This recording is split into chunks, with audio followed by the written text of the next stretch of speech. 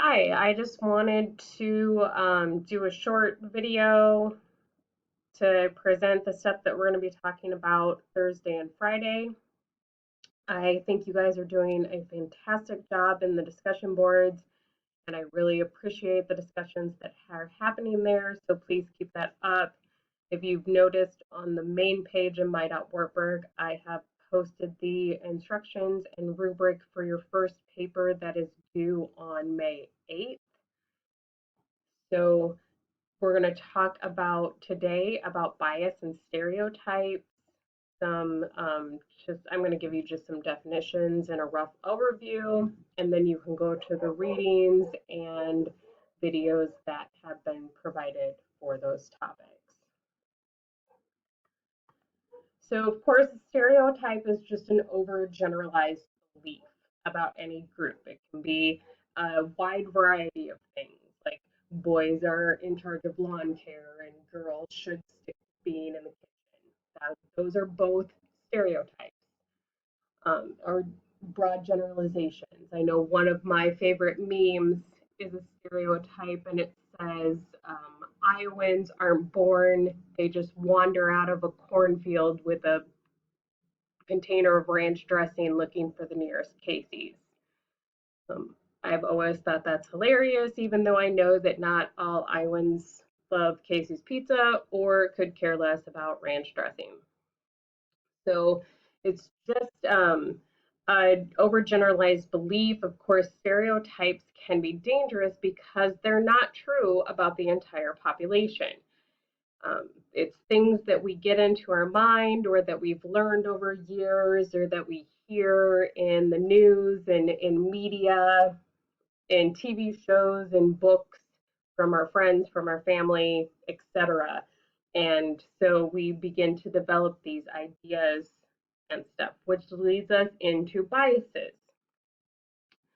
So the difference between a bias and stereotype is a bias is a personal preference.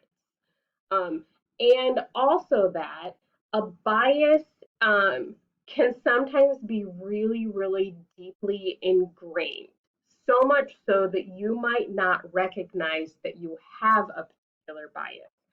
That's called unconscious or implicit bias. It's when you have a gut reaction about something because you have this deeply seated, ingrained bias about that.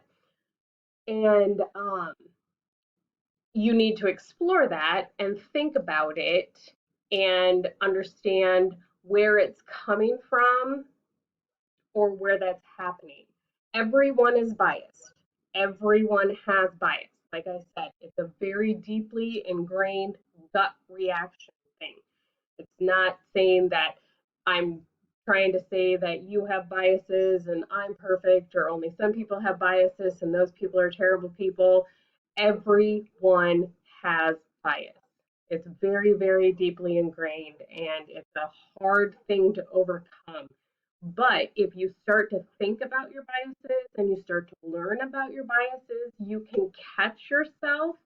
Another kind of gut check or gut reaction, you can catch yourself and say, oh, wait a second, I just had a gut reaction about that when it's maybe not true. Maybe I need to really give this person another chance.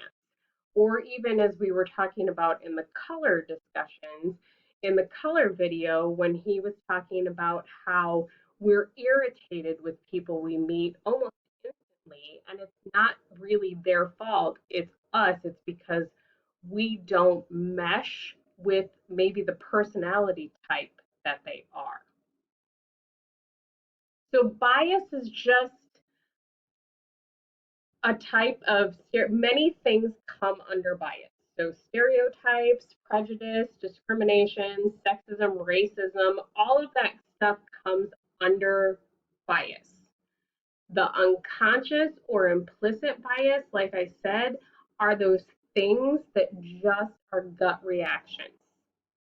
And we can learn what those are. So there is a test that Harvard has put out, a research study that Harvard does. You're going to take that as part of your Friday activities. I actually want you to take two. And you can look at your bias against any number of things. So they have a race one, they have a gender one. I know they have one about age, if you're biased against age.